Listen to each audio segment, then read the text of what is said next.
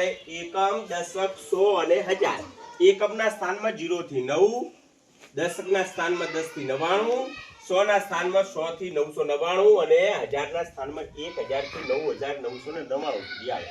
આપણે પહેલી સંખ્યા શીખ્યા હતા 42, તો એકમના સ્થાનમાં 2 આયા અને દશકના સ્થાનમાં 40 આયા. હવે હું લખું કે 352. ચલો ભાઈ, આમાં એકમના સ્થાનમાં શું આવશે? આગળ ઊંચી એકમના સ્થાનમાં શું આવશે? ધ્રુવ, એ આપણે એકમના સ્થાનમાં 2 મૂક્યા. ચલો ભાઈ, દશકના સ્થાનમાં રાજુ 50. વેરી ગુડ, સરસ. કેટલા આવશે? 50. અને 100 ના સ્થાનમાં કેટલા આવશે? કોણ કહેશે? અજીત, બોલો બેટા, બોલ. સાચું ખોટું કઈ નહીં તને.